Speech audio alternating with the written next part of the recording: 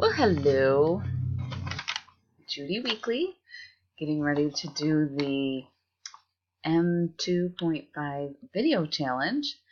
I have been looking around on this lynda.com for a bunch of ideas, and I saved a few to my playlist.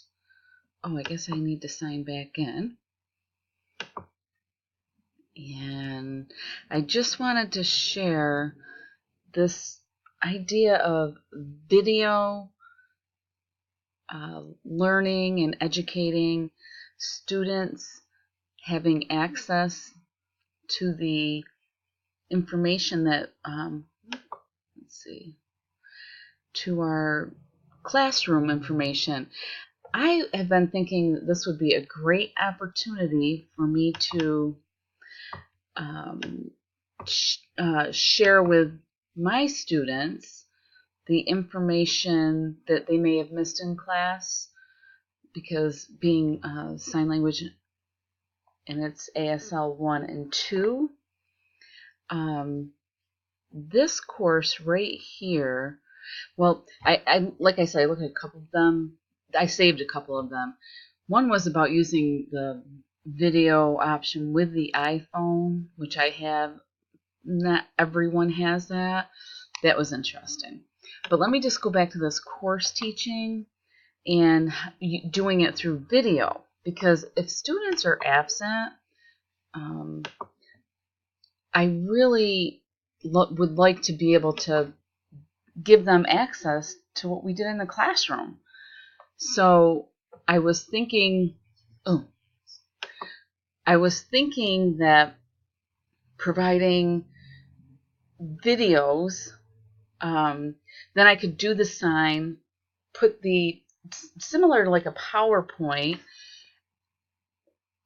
but like I could do, like, say if it was vocabulary words that day, if it's I want to show them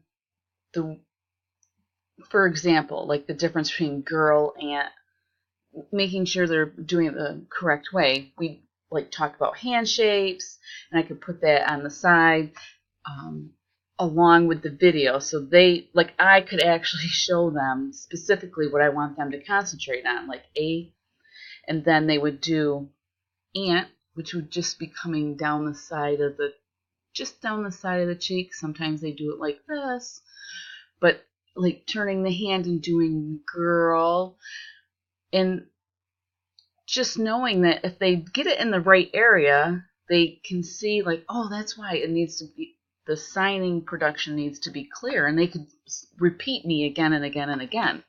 But this guy here, he was very interesting in regard to some of the PowerPoints he was showing, and it would be a great way to do differentiated learning, because I could put students actual like specifically show them how to sign a word if they got it wrong on a test. So I was really liking the idea of being able to create a nice video with my information specific to the lesson and how to correct it.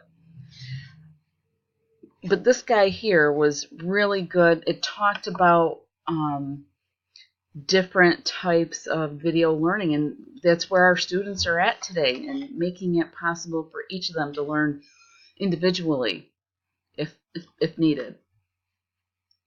I also wanted to add, it is important for us as teachers to teach students how to teach themselves, and having it available via video is so important, in that my students could get their visual language visually. It'd just be a great opportunity for me to provide